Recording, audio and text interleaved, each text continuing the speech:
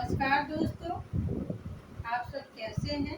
I hope आप सभी अच्छे होंगे। दोस्तों, हम लोग डी ब्लॉक एलिमेंट्स की बात कर रहे थे दोस्तों।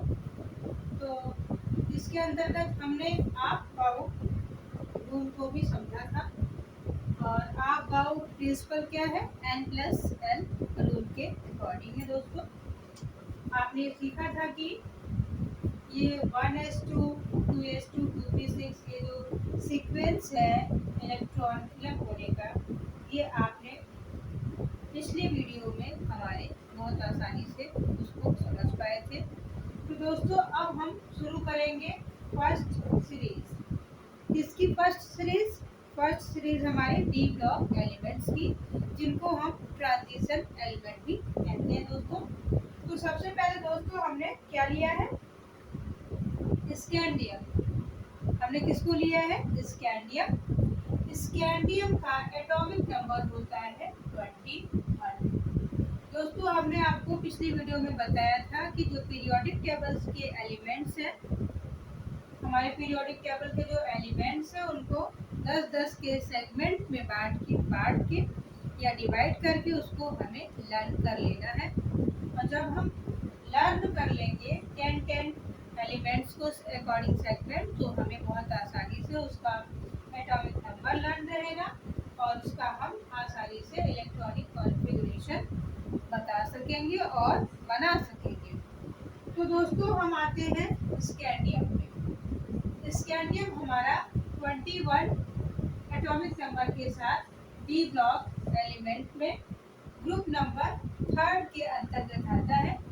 ग्रुप नंबर 3 के अंतर्गत और अकॉर्डिंग 4th पीरियड हमारा स्कैंडियम जो है 21 एटॉमिक नंबर के साथ ग्रुप 3 में व्यवस्थित है या इसमें रहता है।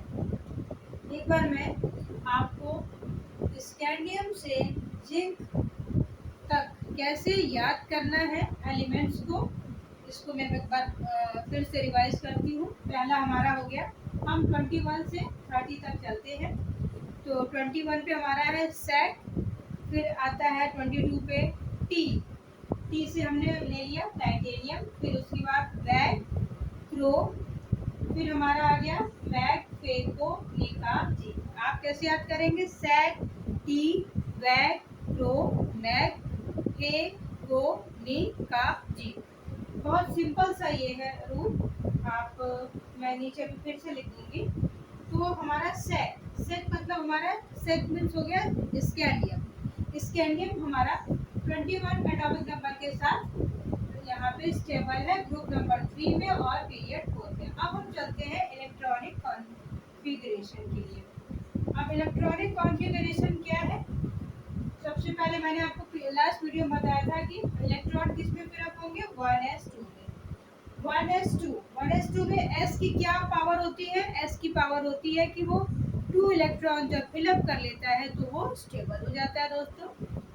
और 1s के बाद ही 2s2 में इलेक्ट्रॉन फिलअप होगा, यानी कि जो 1s ऑर्बिट है उसकी पावर जो है 2s ऑर्बिट से कम है, यानी कि वहाँ पे लोअर एनर्जी है।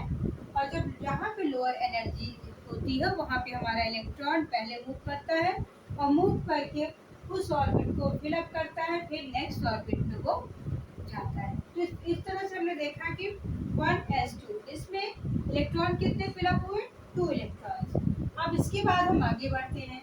तो सेकेंड ऑर्बिट हमारा 2s2 का मतलब फिर हमारा जो s ऑर्बिट है वो कितने इलेक्ट्रॉन लेगा? 2 इलेक्ट्रॉन लेके सेटिस्फाई हो गया। उसके बाद हमारे इलेक्ट्रॉन्स किस में जाएंगे? p ऑर्बिटल में। दोस्तों, p की पावर कितनी है? जो p ऑर्बिट है उसकी पावर है कि वो 6 इलेक्ट्रॉन को अपने में गेन कर सकता है, यानी कि उसमें 6 इलेक्ट्रॉन जब फिलअप हो जाते हैं तो वो क्या होता है? स्टेबल हो जाता है, यानी कि उसकी ऑर्बिट कंप्लीट हो जाती है उसको। इस तरह से 2s2 2p6। अब हम थर्ड ऑर्बिट में चलते हैं। थर्ड ऑर्बिट में क्या होता है? फिर हमारा s ऑर्बिट आता है। फिर ये क्या करता है? फिर इसके s ऑर्बिट आया तो s की पावर है कि ये 2 इलेक्ट्रॉन अपने में गेन कर लेगा और सेटिस्फाई हो जाएगा। नेक्स्ट क्या है, 3p। पी ऑर्बिट की भी यही पावर है कि जब वो 6 इलेक्ट्रॉन गेन कर लेगा तो वो सेटिस्फाई हो जाएगा, यानी कि उसकी ऑर्बिट जो है वो कंप्लीट हो जाएगी दोस्तों। नेक्स्ट हमारा क्या है, 4s2।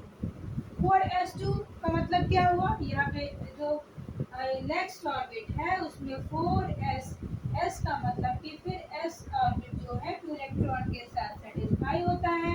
फिर हमारा 3d1, फिर d ऑर्बिट शुरू हो जाता है और उसमें एक इलेक्ट्रॉन शेष रह जाता है। और आप देखिए यहाँ पे 3p6 के बाद 3d1 भरना चाहिए था, लेकिन क्या हुआ, d ऑर्बिट की पावर जो होती है वो 4s यानी s ऑर्बिट से क्या होती है, ज्यादा होती है।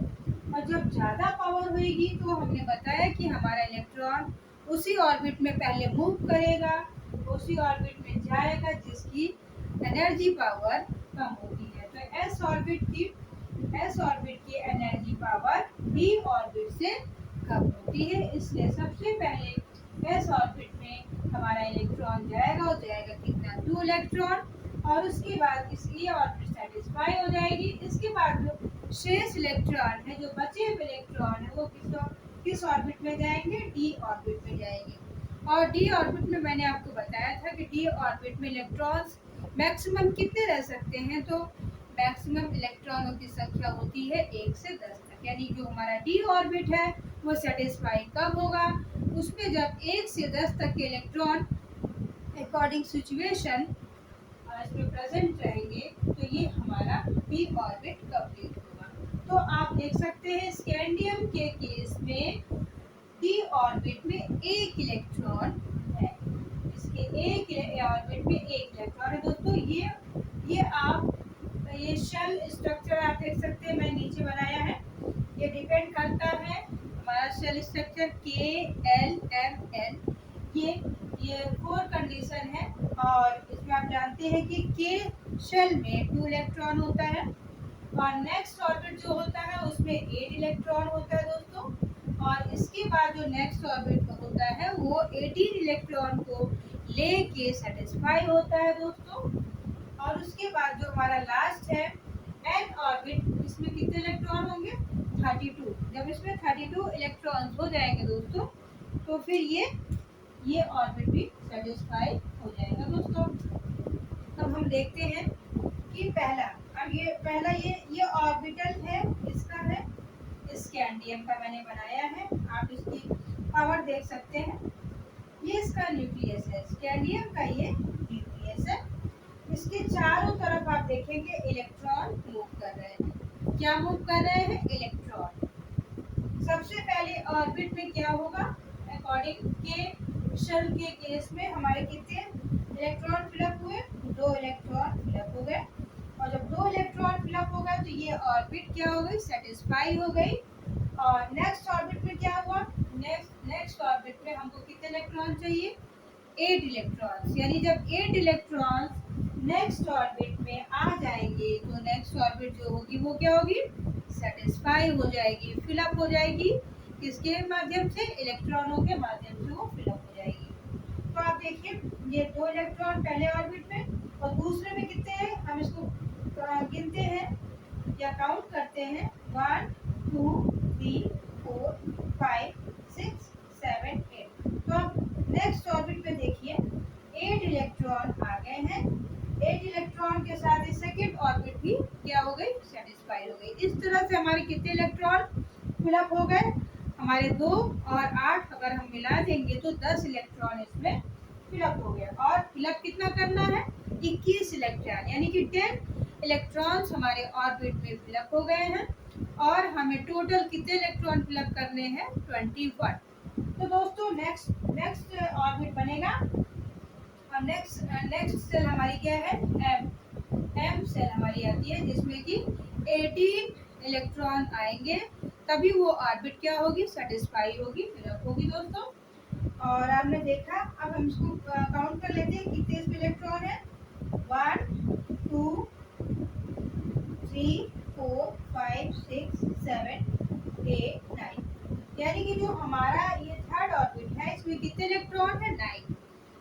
और हमने इसके पावर क्या बताई, इसकी पावर है कि इसमें 1 to 18 इलेक्ट्रॉन इसमें जा सकते हैं, फिलअप हो सकते हैं और अपने अकॉर्डिंग पावर ये 18 इलेक्ट्रॉन को इस ऑर्बिट में ले सकता है।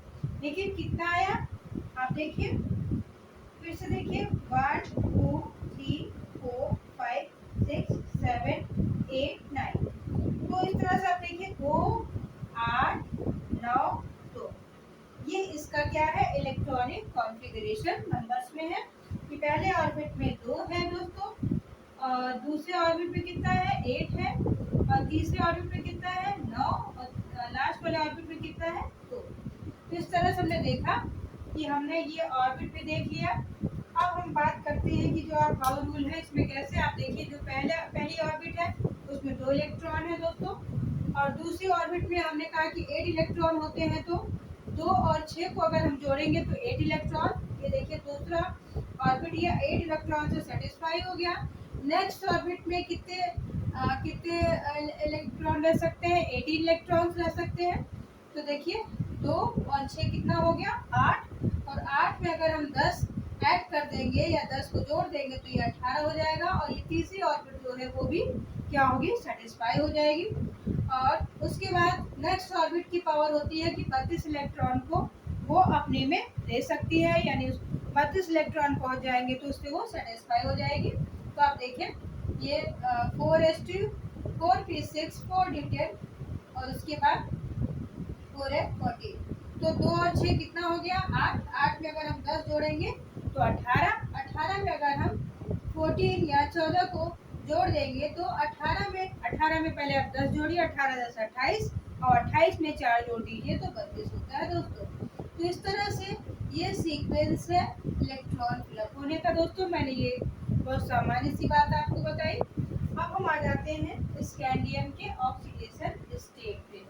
हमारा जो स्कैंडियम है उसमें जो उसके आयंस होते हैं वो क्या होते हैं पॉजिटिवली चार्ज होते हैं। पॉजिटिवली चार्ज का मतलब क्या होता है कि ये क्या है, ये पॉजिटिवली चार्ज का मतलब है कि ये किसी को अपने जो आउटर मोस्ट ऑर्बिट में इनके इलेक्ट्रॉन प्रेजेंट है वो किसी को दे सकते हैं और उनसे अपना कॉम्प्लेक्स कंपाउंड बना सकते हैं एज अ डोनर। ये क्या है एज अ डोनर हमारे स्कैंडियम है। इनके आयंस कितने होते हैं, इनके 2 आयंस होते हैं, या इनकी ऑक्सीडेशन स्टेट कितनी है 2 है। इसमें स्कैंडियम प्लस प्लस है और स्कैंडियम प्लस प्लस प्लस, यानी कि स्कैंडियम प्लस 2 आयन के साथ भी प्रेजेंट होता है और स्कैंडियम प्लस 3 आयन के साथ भी प्रेजेंट होता है। लेकिन दोस्तों इसमें डोमिनेट क्या है, डोमिनेट हमारा स्कैंडियम प्लस 3 है, क्योंकि ये जो है एक्टिव रहता है, मोर एक्टिव है। क्यों मोर एक्टिव है, आप यहाँ देखिए चार्ट में, यहाँ पे जो स्कैंडियम है यहाँ पे 4s ऑर्बिटल में 2 इलेक्ट्रॉन है और 3d ऑर्बिटल में कितने इलेक्ट्रॉन है 1। ये तीनों आपस में जुड़ जाते हैं और बनाते हैं कितने प्लस, ये 2 और 1 कितना हो गया 3, यानी कि जो स्ट्रॉन्ग ऑक्सीडेशन स्टेट है या डोमिनेट ऑक्सीडेशन स्टेट है वो 3 इलेक्ट्रॉन्स के साथ है। 3 इलेक्ट्रॉन्स के साथ या स्कैंडियम 3 इलेक्ट्रॉन्स के साथ पॉजिटिवली चार्ज होता है, यानी कि वो किसी को ये 3 इलेक्ट्रॉन दे के कॉम्प्लेक्स कंपाउंड बना सकता है। तो दोस्तों आपने देखा कि स्कैंडियम की ऑक्सीडेशन स्टेट क्या क्या हो सकती है +2 एंड +3, लेकिन डोमिनेट क्या होता है +3 डोमिनेट होता है। क्यों डोमिनेट होता है, क्योंकि ये +3 जो होता है ये +2 में कन्वर्ट होने के लिए इसको हाई एनर्जी चाहिए। हाई एनर्जी क्यों चाहिए, क्योंकि ये अपना एक इलेक्ट्रॉन क्या होता है इसको रिमूव नहीं करने देगा, क्योंकि इसकी बॉन्डिंग जो है +3 जो है पॉजिटिवली +3 चार्ज है।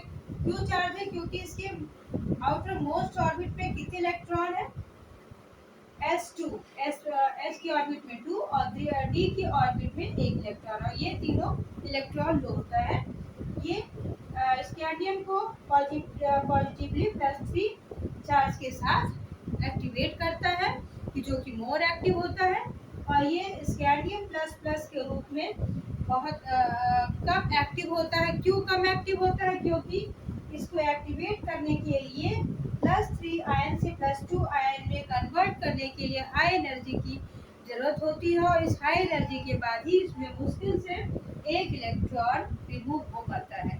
तो दोस्तों इस तरह से मैंने आपको ऑक्सीडेशन स्टेट के बारे में बताया। इसका ऑक्सीडेशन स्टेट स्कैंडियम का, स्कैंडियम के 2 ऑक्सीडेशन स्टेट है जिसमें एक्स जिसमें स्कैंडियम प्लस प्लस और स्कैंडियम प्लस प्लस प्लस, यानी कि scandium plus 2 charge positively, scandium plus 3 charge positively.